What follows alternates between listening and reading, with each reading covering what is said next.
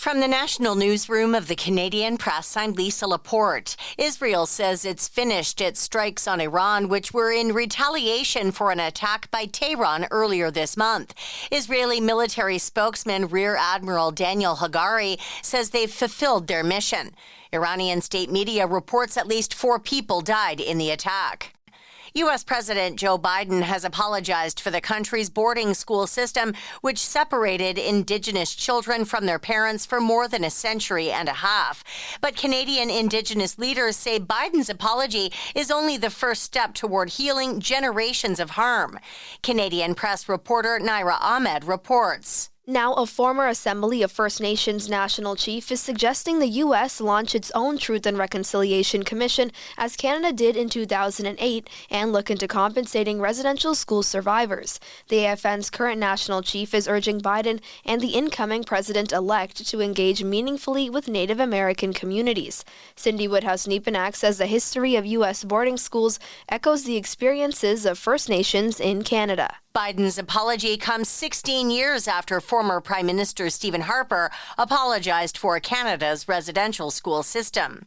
A recall on waffles in Canada due to possible listeria contamination has expanded.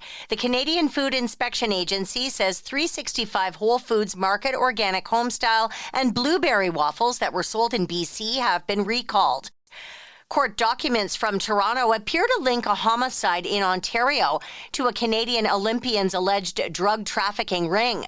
An affidavit filed by a Toronto police officer says evidence collected from the cell phone of a suspected member of the drug trafficking ring shows how the group orchestrated his death. The documents suggest a list of targets was given to a man hired to kill people, including a person who was shot and killed in Niagara Falls April 1st.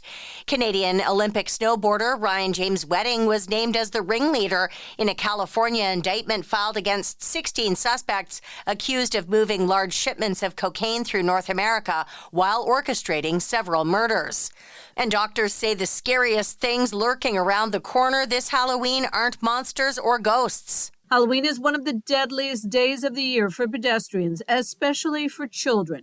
Backing out of driveways can be particularly dangerous on Halloween, with kids running from house to house. To mitigate the risk of accidents, doctors say pedestrians and drivers need to stay alert, obey the rules of the road, and exercise extra caution. They also say wearing safe costumes is another key. Avoid masks where the person can't completely see, and costumes that drag or have long capes are a trip and fall hazard. I'm Julie Walker. This is the Canadian Press. In sports, Game 2 of the World Series goes tonight in L.A. as the Dodgers take on the New York Yankees after beating them 6-3 in Game 1 last night.